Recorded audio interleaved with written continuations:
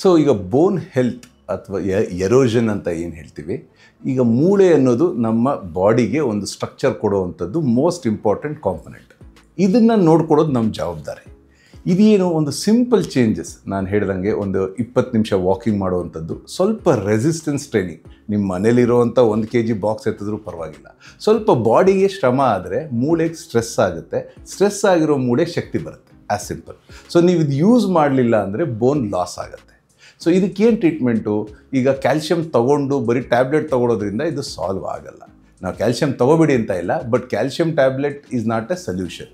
First walking ಅಂತ ಹೇಳಿದೆ, life style changes, ಈ ಏನು ಆಚೆ ಫುಡ್ಡು, ಈ ಪ್ರೋಸೆಸ್ ಫುಡ್ ಅಂತ ಏನು ಹೇಳ್ತೀವಿ, ಇಂಥ ಊಟಗಳು ಸ್ವಲ್ಪ ಕಮ್ಮಿ ಮಾಡಿ ನಮ್ಮಲ್ಲಿ ಏನು ಲೋಕಲಾಗಿ ಸಿಗೋವಂಥದ್ದು ಆರ್ಗ್ಯಾನಿಕ್, ಮುದ್ದೆ ತಿಂತಿರೋ, ಚಪಾತಿ ತಿಂತಿರೋ, ರೈಸ್ ನಿಮಗೆ ಅನುಕೂಲ ಆಗೋದು ತಿನ್ನೋದ್ರಿಂದ ಇದು ಹೆಲ್ಪ್ ಆಗುತ್ತೆ in the long terms. So simple things.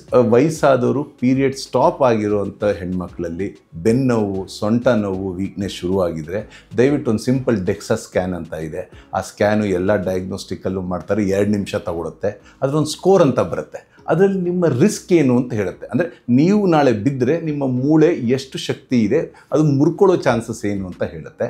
ಅದು ತಿಳ್ಕೊಂಡ್ರೆ ಸಿಂಪಲ್ ಮೆಡಿಸಿನ್ಸ್ ಕೊಡೋದ್ರಿಂದ ಇದನ್ನು ನಾವು ಸಾಲ್ವ್ ಮಾಡ್ಬೋದು. ಇದು ಇನ್ಶೂರೆನ್ಸ್ ತೊಗೊಂಡಂಗೆ, ನೀವು ಹೆಂಗೆ ಹೆಲ್ತ್ ಇನ್ಶೂರೆನ್ಸ್ ತೊಗೋತೀರಾ ಹಂಗೆ ಬೋನ್ ಇನ್ಶೂರೆನ್ಸ್ ತೊಗೊಳೋದ್ರಿಂದ ಈ ಮೂಳೆ ಮುರಿಯೋದನ್ನು, ಅದರಿಂದ ಆಗುವಂಥ ಅನಾಹುತ, ಯಾಕಂದರೆ ಸೊಂಟ ಅಥವಾ ಬೆನ್ನು ಮುರಿದೋದ್ರೆ ವರ್ಷಾನುಗಟ್ಟಲೆ ತೊಗೊಳುತ್ತೆ ಸರಿ ಹೋಗೋಕ್ಕೆ. ಸೊ ಸ್ವಲ್ಪ ಥಿಂಗ್ಸ್ ಮಾಡೋದ್ರಿಂದ ನಿಮಗೆ ಲಾಂಗ್ ಟರ್ಮ್ ಹೆಲ್ಪ್ ಆಗುತ್ತೆ.